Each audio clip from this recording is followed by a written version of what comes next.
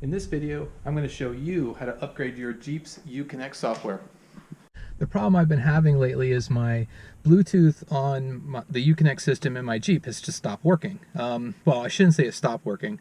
My phone will connect, disconnect, connect, disconnect, connect, disconnect. So it breaks up my phone calls, any streaming music or map stuff gets messed up through the Uconnect. So I was going to replace the whole thing. It's going to be like $1,500 to replace the stereo and then the harness for the steering wheel controls and of course the rear camera. Pretty much everything has to be gutted out and replaced. Or go to the dealer and get just a new head unit. And I don't like Uconnect, so I don't want to replace it with the exact same stereo. Anyway, I was complaining the other day to my wife about how this is kind of messed up, so she said, why don't you check online for a software update? Who knew that they'd have a software update? And sure enough, there was. So I downloaded it, got it on this USB stick here, and now we're going to actually flash the stereo just to show you how that works. I don't know. Before we get that far, maybe I should show you how to get the update. The first thing you need to do is check for software updates. So you can go to Uconnect's website, which is www.driveuconnect.com, and then select support. Then select software update, and you'll be presented with this site that asks you to put in your VIN number. So I'll just paste that in and click check for updates. And as you see here, my 2013 vehicle does have a software update available, dated February 24th, 2017.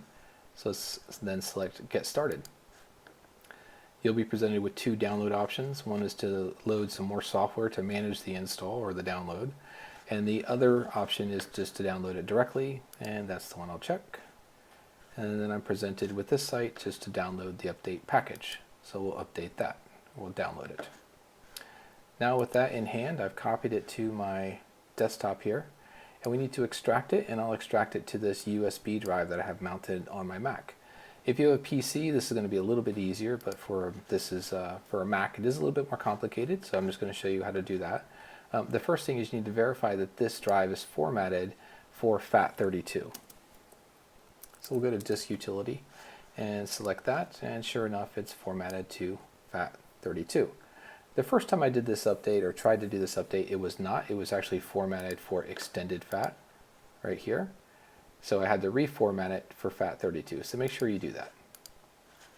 Once that's done, we just have to extract this file, this zip body, into your USB.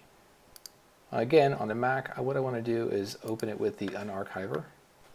I can select the USB drive here and then just click Extract. Now this is the preferred way to do it, and I'll explain why in a second. If we look into the USB drive now, we'll see this Uconnect UPN file. This is the one that is required for it to recognize the update. Now if I just double clicked on this to manually extract it, what it's going to do is it's going to create this, let me close that, it's going to create this command file with the actual packages inside it. If you were to copy this into that drive, it can't read it. You need that Uconnect UPN file. So use an extractor or an archiver, or you unzip by command line if you want, that's fine. But you just need to make sure that the file you transfer to the USB drive is this Uconnect UPN file. Alright, now that that's done, we can eject this USB key and go out to the car and get it installed.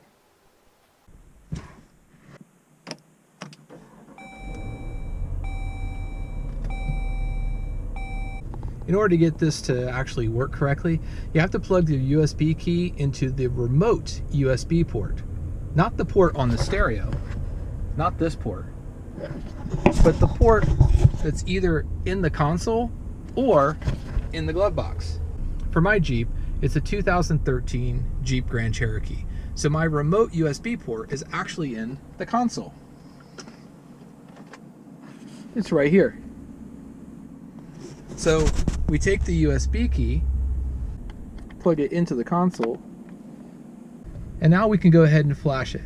So the car started, and now we just have to hit this phone control and then tell the system setup, software upgrade. Shaker's iPhone. Is connected. Uconnect phone ready. Setup, software upgrade. Starting software update process. Please wait. So the software update process in my car takes about 10 minutes. In a newer car, a 2016 or 2017, it's said to only take a couple of minutes. But this will take me 10 minutes to actually do the software update.